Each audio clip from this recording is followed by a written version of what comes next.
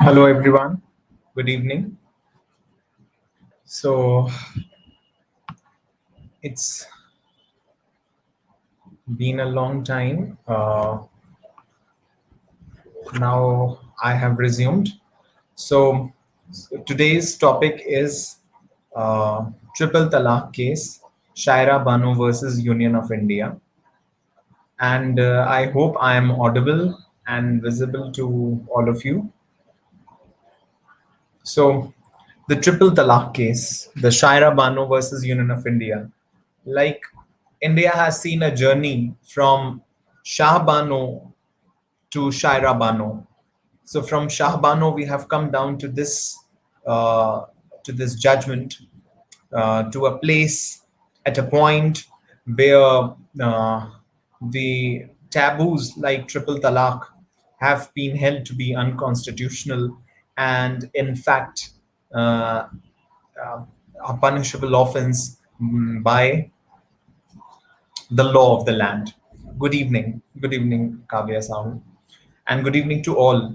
So I'm beginning today's topic. So before I start sharing the screen, I want to tell you that triple talaq case is one of the most controversial judgments of the Supreme Court in the recent years, and this has come out to be one of the biggest biggest sort of instrument in the hands of the political people to divide the country and set their agendas. But one of the most important things to note here is that uh, triple talaq has always existed as something which was never recognized by Quran or by, in fact, by the Constitution of India.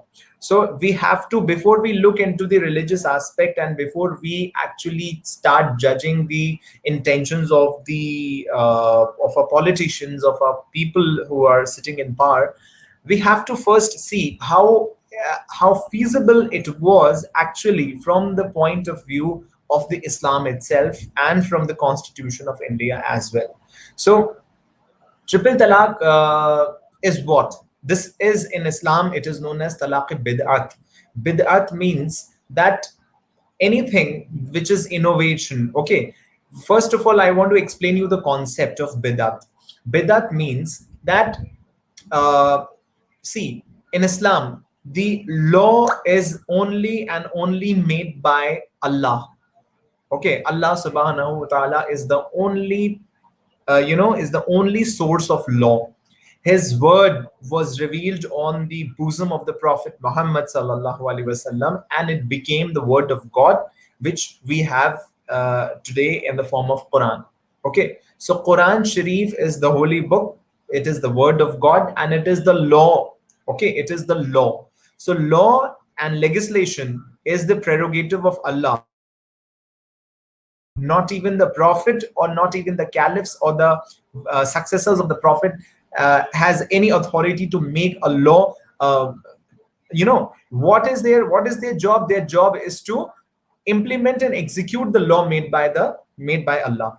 So talaq bidat means innovation. If you are making a law, if you are devising your own rules and regulations, if you are doing something new, if you are introducing something new into the ambit of law, into the ambit of Islam, that is known as innovation, which is known in Arabic as bid'at. Bid'at means something which is innovation, and innovation is not allowed. It is forbidden. It is prohibited in Islam. Okay. Good evening, Tanya.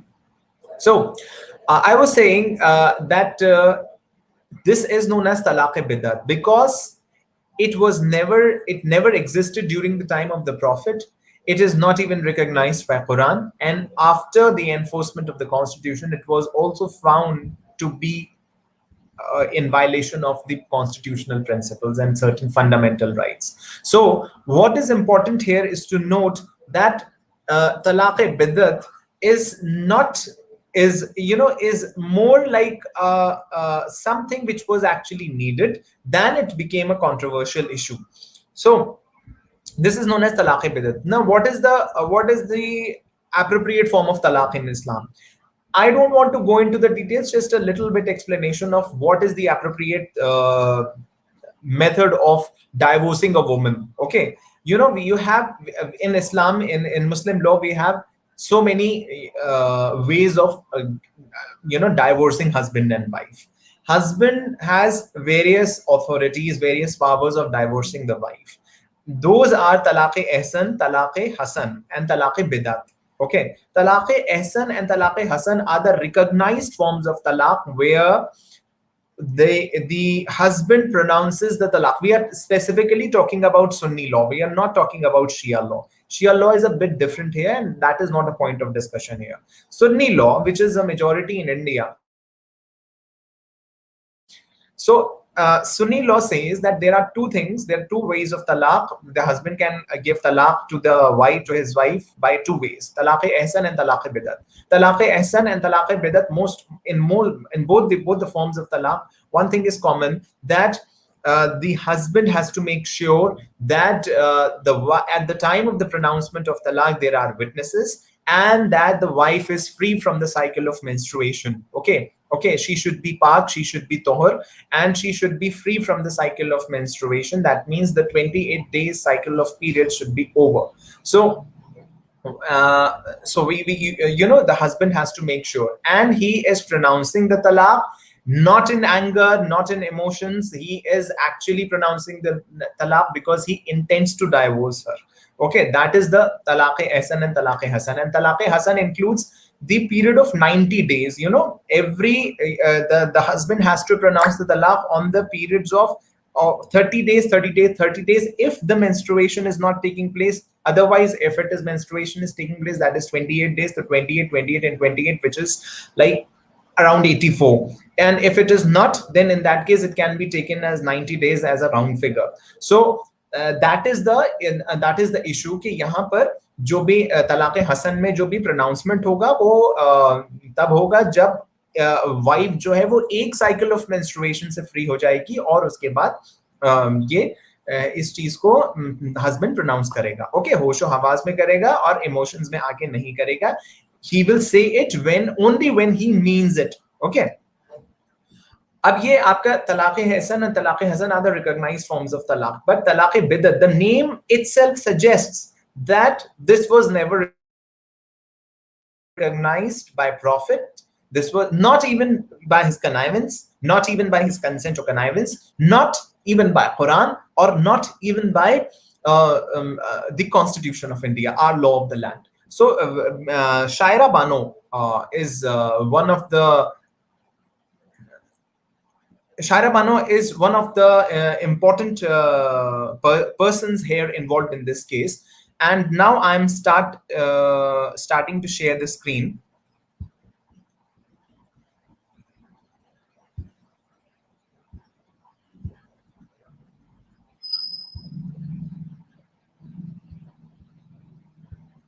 See, I hope this is visible.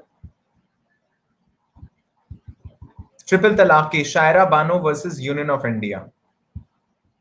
Okay, now this is distortions in religions had been inevitable. This is an article written by me actually. I have written this article and this was published by AMU newsletter, by AMU as a newsletter.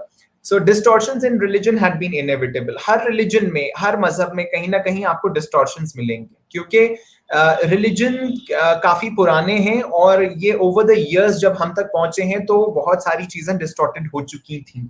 So distortions in religion had been inevitable, and same was the case with the practice of triple talaq. Talaq bidat, as the name suggests, is something imported into the purview of Islam, neither sanctioned by Quran nor by any prophetic tradition. Bid'at is an Arabic equivalent of innovation which is prohibited as per Islamic laws. No one, not even the Prophet, has the authority to legislate or change the word of God. But this practice of pronouncing the word talaq in one go by the husband to the wife as an easier substitute to talaq hasan was finally found to be violative of Article 14, 15, and 21 of the Constitution of India, and hence declared unconstitutional by the 5 judges bench of the Supreme Court in Shayra Bano and others versus Union of India. Now, as I said, that this came out to be as one of the distortions in Islam, and if it is this is a thing to be understood by common sense.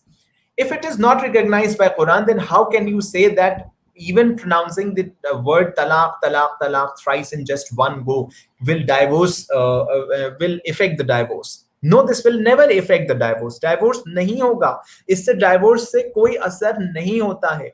क्यों? क्योंकि कुरान जब ये कह रहा है, आपकी कानून की जो किताब है, जो वो कह रही है कि डिवोर्स रिकॉग्नाइज वैसे ही होगा जैसे तलाक एहसन या हसन में प्रोसीजर दिया हुआ है. तो फिर आप कैसे अपनी तरफ से ये कह सकते हैं कि आपका बनाया हुआ मेथड या आपका बनाया हुआ लॉ जो है वो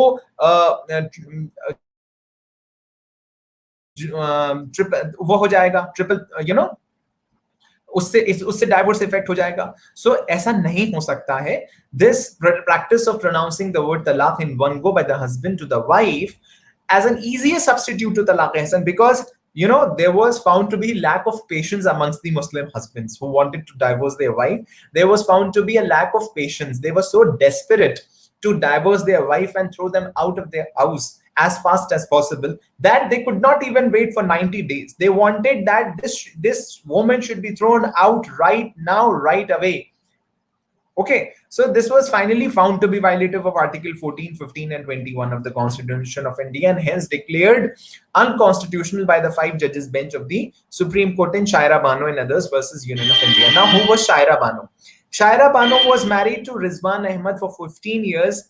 In 2016, he divorced her through instantaneous triple talaq, talaq-e-biddat. She filed a writ petition in the Supreme Court asking it to hold 3 practices: talaq-e-biddat, polygamy, nikah halala, unconstitutional as they violate Articles 14, 15, 21, and 25 of the Constitution.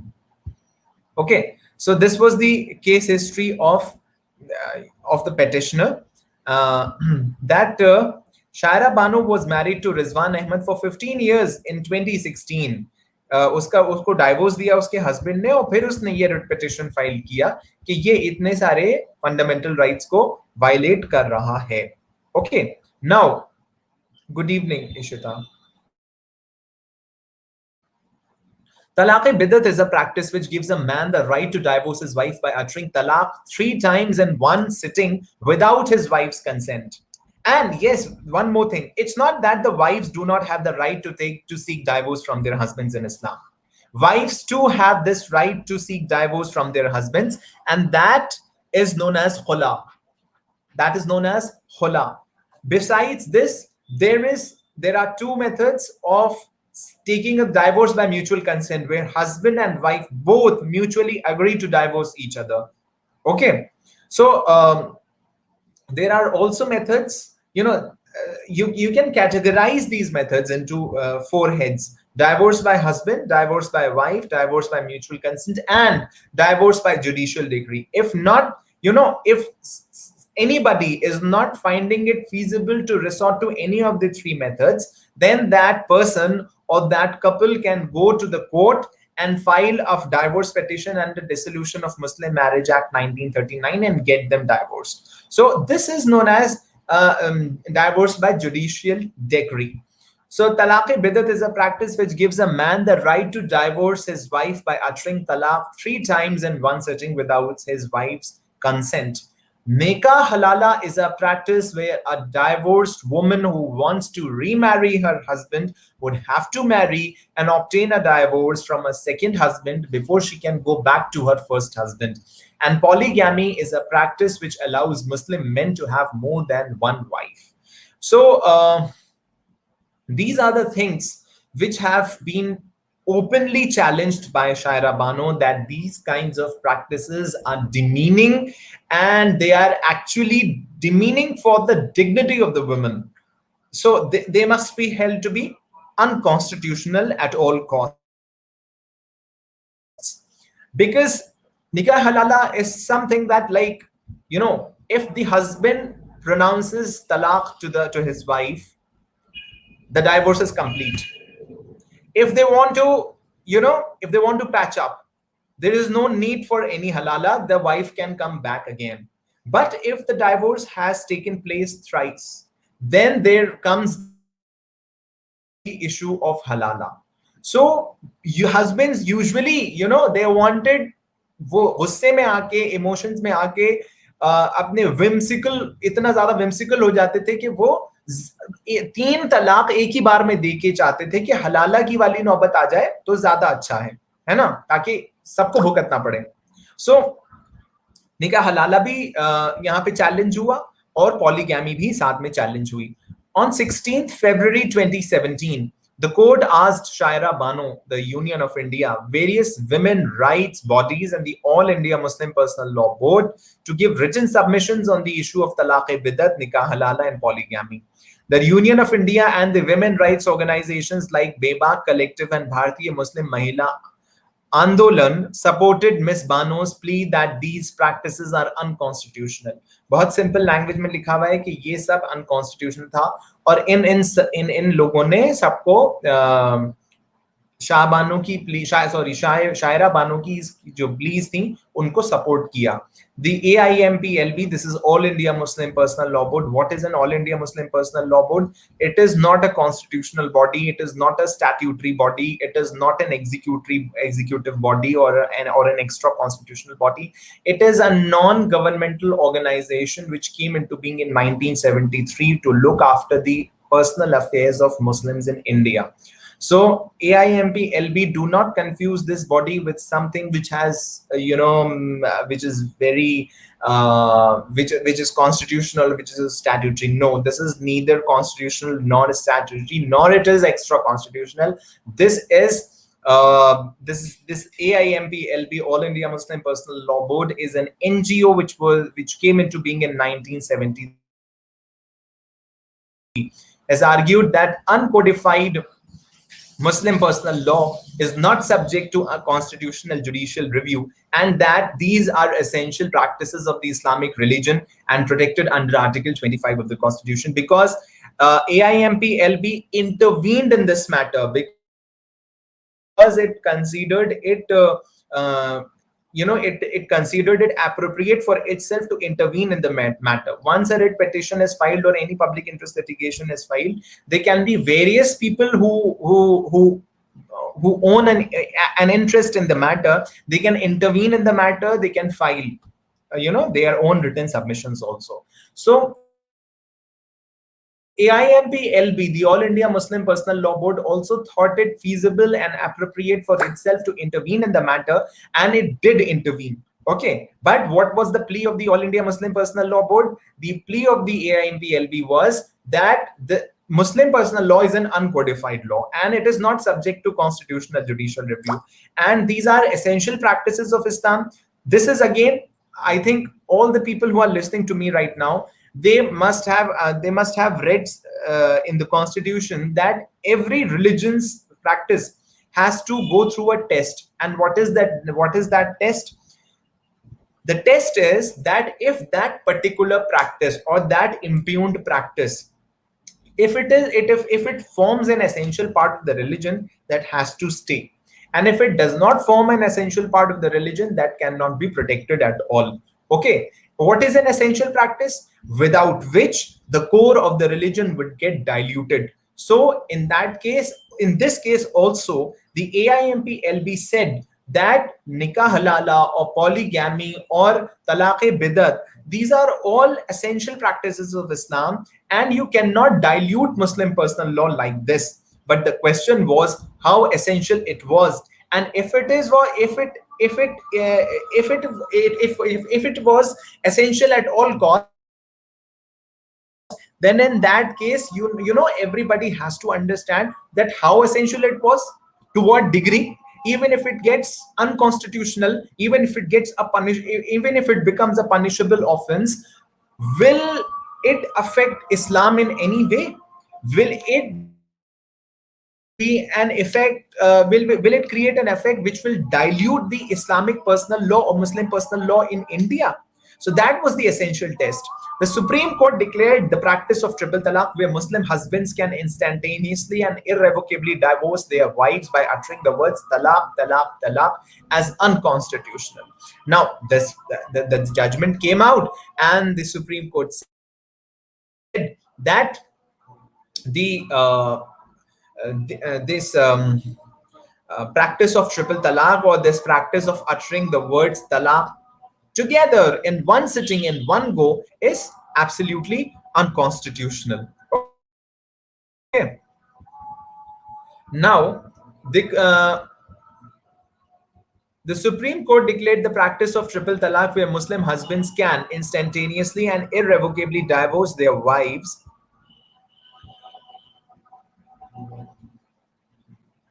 by uttering the words talaq, talaq, talaq, as unconstitutional. The next year, in 2018, the President of India promulgated the Muslim Women Protection of Rights on Marriage Ordinance 2018, which made triple talaq not only void and illegal, but also a non-bailable and cognizable offense, punishable with a fine and up to 3 years imprisonment. Subsequently, the ordinance became the law when Parliament passed the Muslim Women Protection of Rights on Marriage Act 2019, effective from September 2019. Now, see, this is the whole scenario now, right in front of you. What happened? What is the practice? The practice was like, if anybody who wanted to divorce the wife without any rhyme or reason would say this word thrice, talaq, talaq, talaq, and this would give effect to the divorce. Okay, this will definitely dilute the marriage. This is what they thought. That this will dilute the uh, marriage. But ऐसा नहीं था, क्योंकि कुरान या constitution इस बात को recognise नहीं कर रहा था, और अब सुप्रीम कोर्ट का जजमेंट भी इस बात को रिकॉग्नाइज नहीं कर रहा था कि ऐसा नहीं हो सकता है। ऐसा बिल्कुल भी नहीं हो सकता है। आप चाहे 3 बार क्या, आप 3000 बार भी एक सिटिंग में बोलोगे तो डाइवोर्स इफेक्ट नहीं होगा। वो उसी प्रोसीजर से होगा जो रिकॉग्नाइज्ड है अल्लाह की तरफ से, या कॉन्स्टिट्यूशन है, या सुप्रीम कोर्ट की तरफ से। अगर आपको दुनियावी एतबार से देखना है या जुडिशरी के पॉइंट ऑफ व्यू से देखना है, जुडिशियल पॉइंट ऑफ व्यू से देखना है, तो वो वही प्रोसीजर है एग्जैक्टली। आप एक लीगल प्रोसीजर एक लेट डाउन है किसी चीज को पूरा करने के लिए। जब तक आप वो प्रोसीजर पूरा नहीं करोगे या उस प्रोसीजर को फॉलो नहीं करोगे, तब तक वो चीज पूरी नहीं हो सकती है, उसको रिकॉग्निशन ही नहीं मिलेगा। एग्जैक्टली यही चीज यहां पर थी कि आप चाहे कितना भी एक सिटिंग में बोल लो, लेकिन वो चीज नहीं हो सकती। ठीक है, ट्रिपल तलाक नहीं हो सकता। सिंगल डाइवोर्स हो सकता है और उसका पैचअप भी हो सकता है, तो ट्रिपल तलाक देने के बाद भी वो सिंगल ही रहेगा और उसमें निकाह हलाला की जरूरत नहीं है if they want to resume the marriage. That is the issue. लेकिन यहां पर रिजम्पशन ऑफ मैरिज को छोड़कर यहां पर कहा जा रहा था कि नहीं, अगर हमें रिज्यूम करनी है तो निकाह हलाला करना पड़ेगा, वो भी प्रैक्टिस यहां पर आएगी। तो इस चीज को सुप्रीम कोर्ट ने कहा कि these are the things which are actually which have actually become like the important notions of Muslim personal law have become so distorted that they have started violating the fundamental rights of the Constitution of India, and also they do not find a mention in Quran and never existed during the time of the Prophet Muhammad sallallahu alaihi wasallam. So that was the issue. Now in August 2019, see, once the Supreme Court gave this judgment that the instantaneous triple talaq, the practice of instantaneous triple talaq, is absolutely void and unconstitutional, and it's not going to give effect to the divorce. Okay, the triple divorce. Then, do you think it was further necessary for the government to bring an ordinance, to bring a bill in the parliament and make it a law? What is this Muslim Women Protection of Rights on Marriage Act 2019, effective from September 2019? Was this needed? Once the Supreme Court has de-recognized the practice of triple talaq and said that the divorce does not take place, the marriage can be resumed with, without going and resorting to the practice of nikah halala, then how do you think that this law was needed? This law has come out to be like, adding more fuel to the fire, adding to the problems. This has further added to the problems of the Muslim women. But how? Let's see. In August 2019, two organizations of Islamic scholars as well as the national president of the Rashtriya Ulama Council challenged the act separately. The union government was directed by two judge bench to respond to this challenge. In July 2020, Nurbina Rashid became one of the first Muslim women to petition the court challenging the constitutionality of this act. Okay. Mr. Narayan has commented that I think that is doctrine of essentiality, which was invented by 7 judge bench of the Supreme Court. I exactly don't remember, Mr. Narayan, that which was the particular case, and what was the number of judges who were sitting together in which this doctrine of essentiality is there. But I remember this. I finally remember this, that this is a doctrine that does exist, कि जैसे अजान को लेकर था, या Hindus में बहुत सारी ऐसी प्रैक्टिसेस हैं जिनके ऊपर डॉक्ट्रिन ऑफ एसेंशियलिटी लगाया गया है कि अगर वो चीजें कॉन्स्टिट्यूशन के साथ नहीं जा रही है तो वो एसेंशियलिटी के साथ प्रैक्टिस की जाती है. लाइक मॉस्क के ऊपर है या उसके ऊपर है, अजान के ऊपर है, बहुत सारे जजमेंट्स हैं कि वो कितनी एसेंशियल है या मॉस्क कितनी एसेंशियल है. तो ये भी एक सवाल है एसेंशियलिटी का. But I exactly don't remember what was the name of the case and how many जजेस were there on the bench. Okay. Now a 3-judge bench comprising of Justices Raman, Justice Khan, Justice Murari admitted a petition and issued notice to the union. The court tagged Rashid's petition to this case. These petitions argue that the statute in question is violative of several fundamental rights enshrined under the Constitution, and together make reference to Articles 13, 14, 15, 21, 20, and 25. Ms. Rashid's petition also challenges the act as disproportionate, excessive, and stringent. Indeed, it is. The act is disproportionate, the act is excessive, and it is stringent. Now, you see that it is indeed a welcome judgment of the Supreme Court to reform the self-created notions of the abysmally ignorant masses. Okay, it is good. It is good. Miss Alina Fatma has commented, is Ismail Faruqi case. I will exactly, perhaps that was the case, but I will have to confirm. I cannot say unless I am not confirmed. Okay, perhaps, but this was the case. Ismail Faruqi case, doctrine of essentiality. So it is indeed a welcome judgment of the Supreme Court to reform the self-created notions of the abysmally ignorant masses. Obviously, this is the abysmal ignorance of the masses that has created these kinds of notions. These are all self-created notions. They were never recognized by the prophets or apostles or the successors of the prophets. So they do not find a mention in the Quran. So how did they come into, how did they come into being? ये वजूद में कैसे आए, इनका existence कैसे हुआ? इनका एक ही reason है, ignorance of the masses. सिर्फ ignorance of the masses और कुछ नहीं है. This judgment has given the victims of the triple talaq a locus standi to enforce the restitution of conjugal rights against the husbands who, out of their own whims, make their wives unlawful upon them. I hope you got this point. This judgment, we are talking about Shayra Bano versus Union of India. We are talking about Shayra Bano versus Union of India. This judgment in the Supreme Court said that has given the victims of triple talaq a locus standi to enforce the restitution of conjugal rights. Like, for example, let me illustrate a situation to you. A husband, out of his whims and capricious attitude, says that I divorce thee, says to his wife that I divorce thee. मैं तुम्हें तलाक देता हूं. Okay. Now divorce has taken place. Now after an hour or two, or after a day or two, he repents. And he repents and he atones for what he did, that he should not have divorced his wife. Now in that case, what is the remedy? The remedy is simple. What is the remedy? The remedy is simple. The husband can revoke his pronounced talaq either by his conduct or by his words. He can say to his wife that I divorced you 2 days back and I take back my words and I want to resume our marriage. According to Muslim law, this is a recognized way of resuming the marriage, and this is fine, and her marriage can be resumed like this. Okay, no other formality is required. If the husband take back his words, okay, then he then this marriage can be resumed. Okay, there's no but if he divorces her again,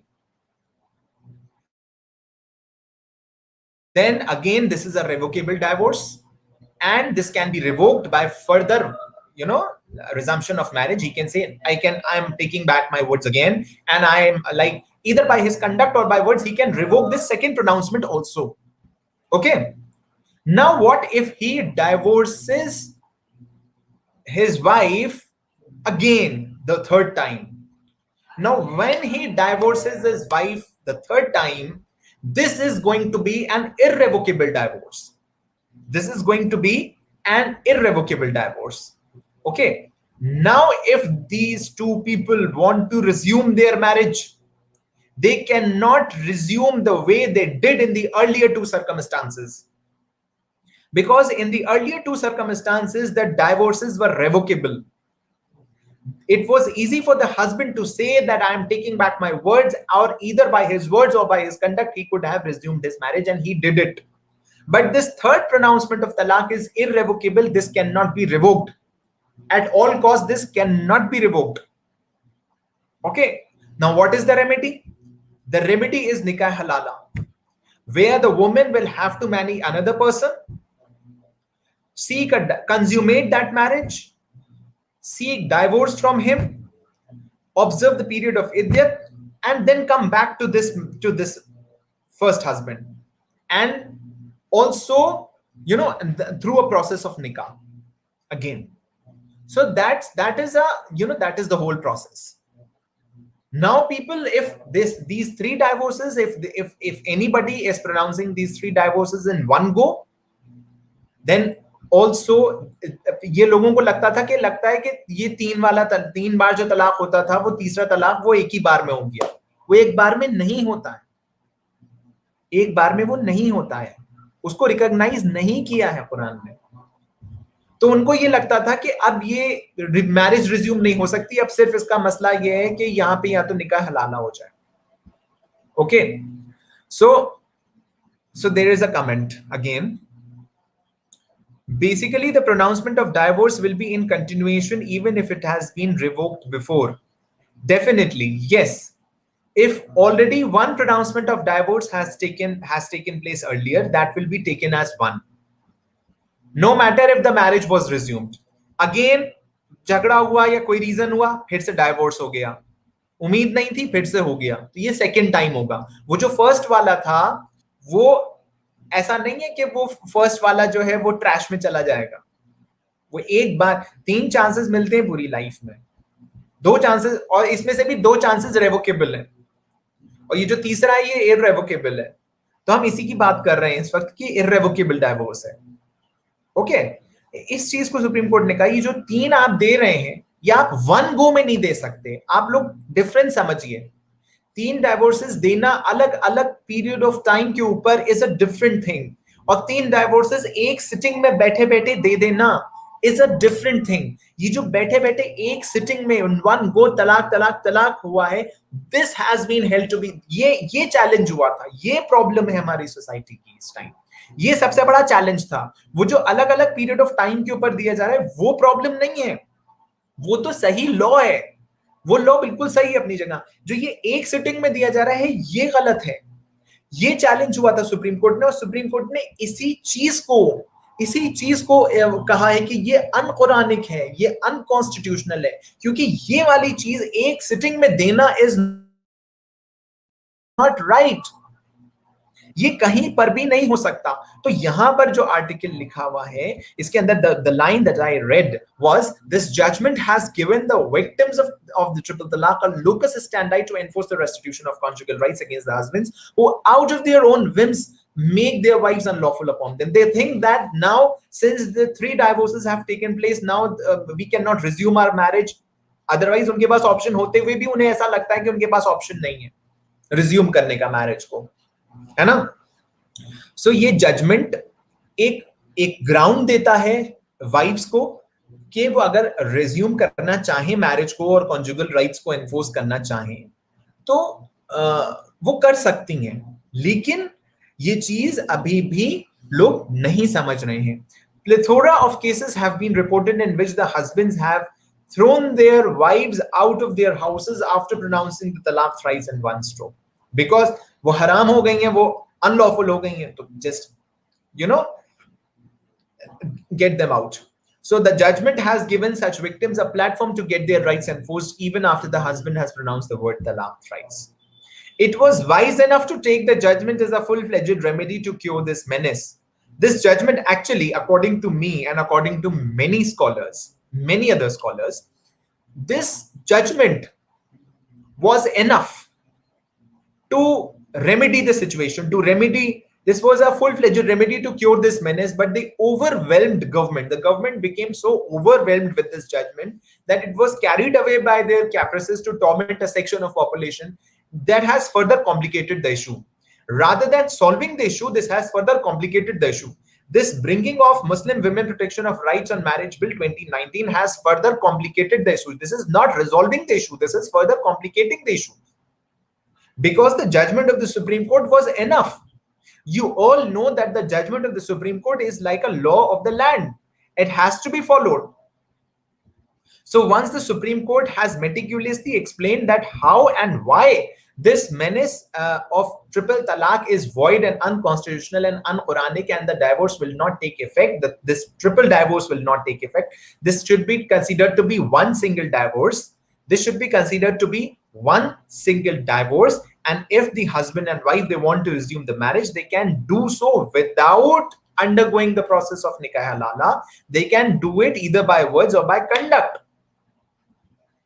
Okay, so but the government became so overwhelmed, as if they have won such a big battle, that it was carried away by their caprices to torment a section of population. This has further complicated the issue, because this Muslim Women Protection of Rights on Marriage Bill 2019 is an unwanted legislation suffering from many shortcomings and handicaps. Now, what are the shortcomings and handicaps of this Muslim Women Protection of Rights on Marriage Bill 2019? See, firstly, the bill makes the practice of triple talaq an offense, which contradicts the judgment of the Supreme Court. The court declared the practice as void, that is, having no effect upon the marital status of the parties. Having no effect upon the marital status of the parties. Bill क्या कर रहा है?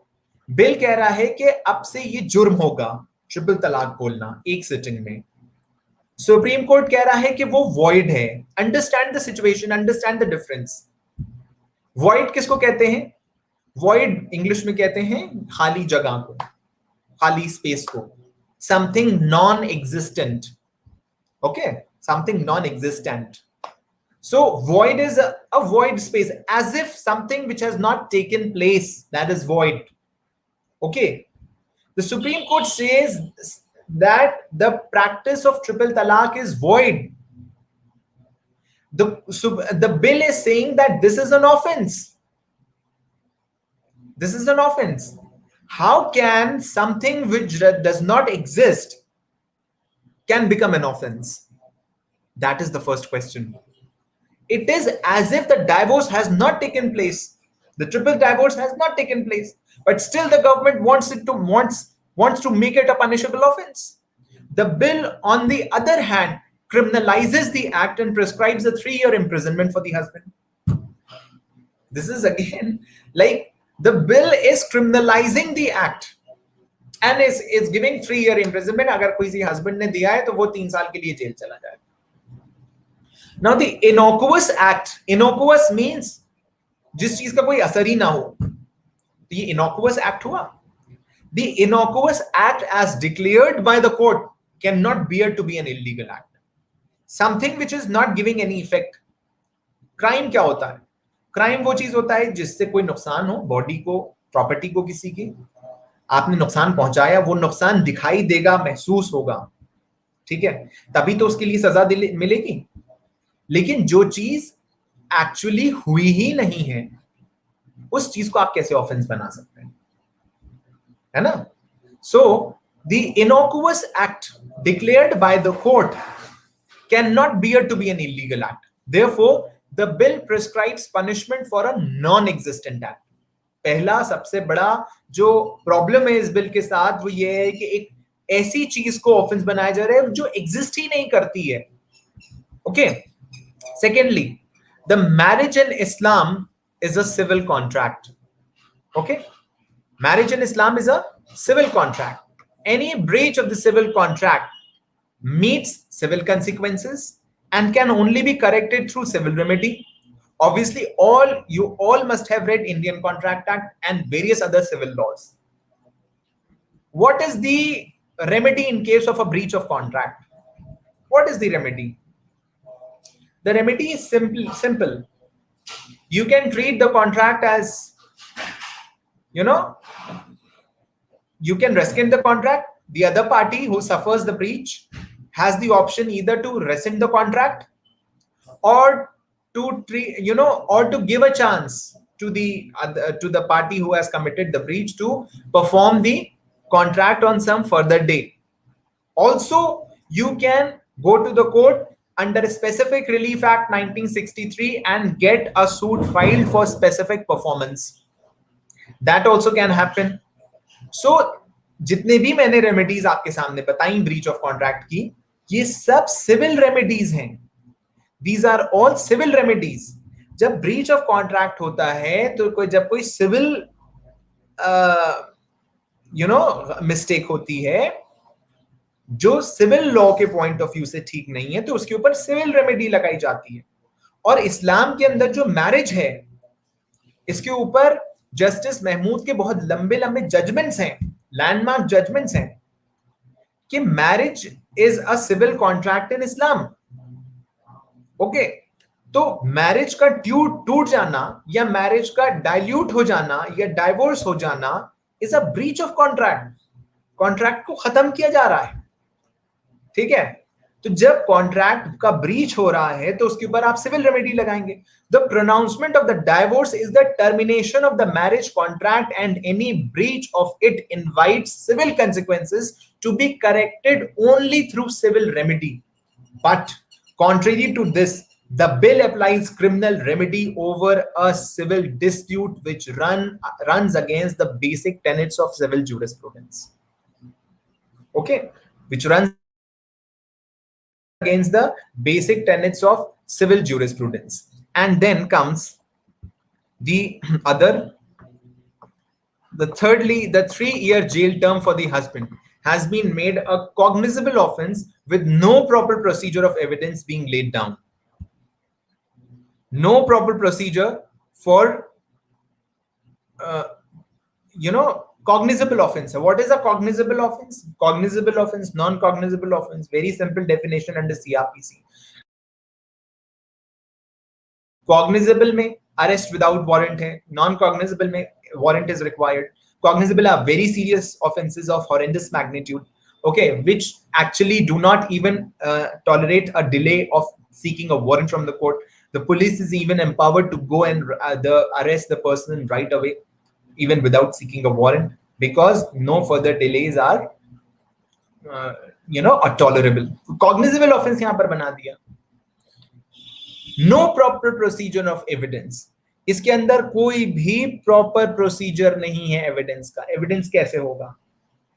जब भी कोई crime होता है या कॉग्निजेबल ऑफेंस होता है, we come across certain scientific evidences, we come across certain like forensic evidences, like fingerprints, like murder weapon. In case of rape, there are semen samples. Then in case of there's a medical test of the victim. Then DNA and all, and just many other things. So these are all things that help the prosecutor prove the case against the accused, isn't it? And if the evidences do not match, then the defense counsel takes the benefit of the benefit of doubt and gets the accused acquitted. Okay, but what is the procedure of evidence in this case? even if the husband has pronounced talaq thrice to his wife in isolation and nobody else was there, how is it going to be proved that what the wife alleges is true? There is no rule of evidence to testify the statement of the wife who alleges the husband to have pronounced triple talaq. A mere FIR has been made the sole basis of conviction. I can show you hundreds of cases in which FIR is not a substantive piece of evidence. The Supreme Court has categorically held that FIR is not a substantive piece of evidence. This is just a mere information. Okay. And this information is made when the victim is in a peril. His mind is pulverized.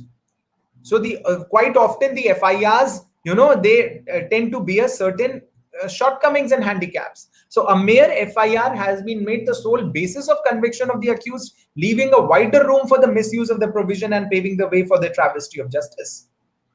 Why travesty of justice? I'm saying because 2013 में जो sexual harassment के laws बने थे, जो pro women है और anti men है, वहां पर भी misuse start हुआ और यहां पर भी misuse start हो सकता है.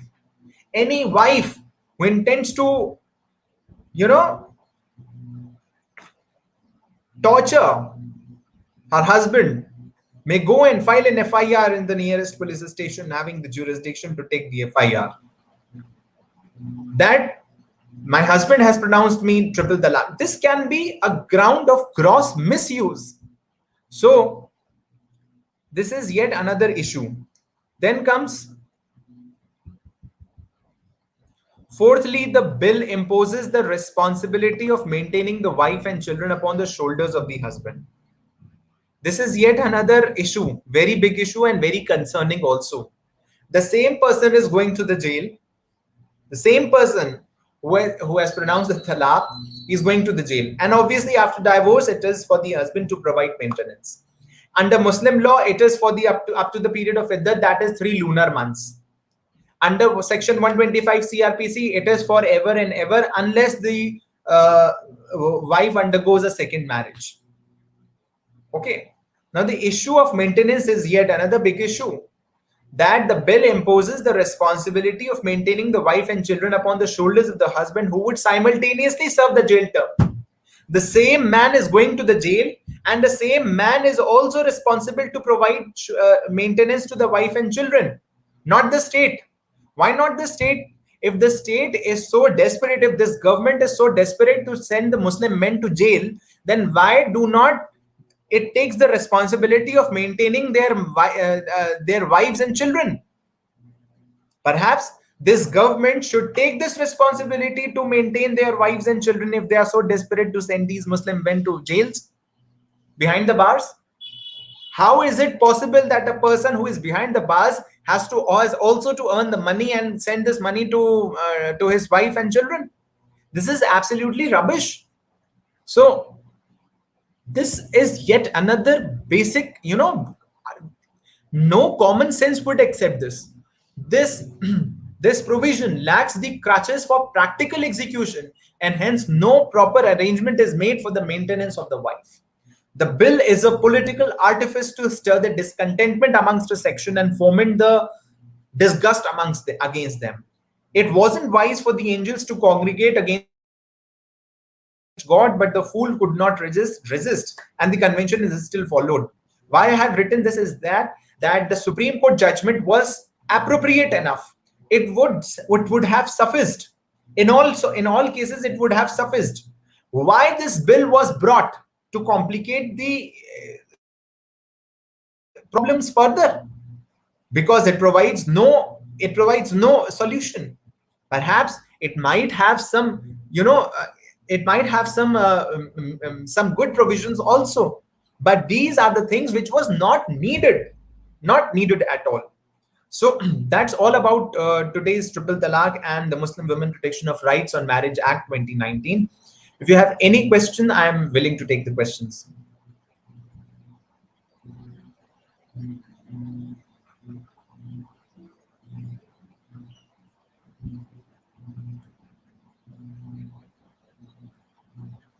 Anybody having any question?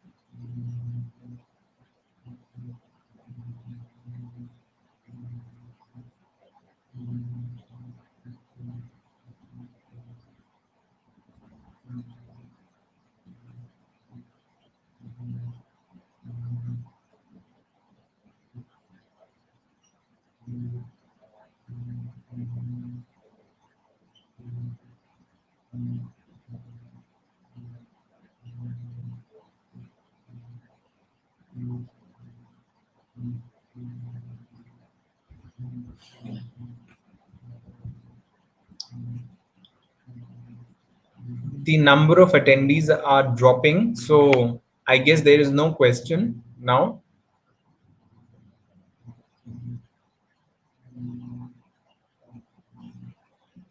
So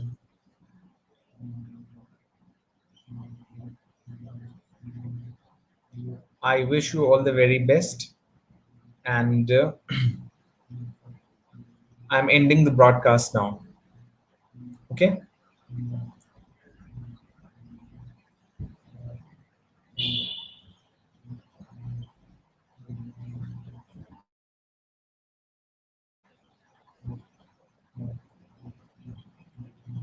Thank you. Welcome, Miss Alina Fatma.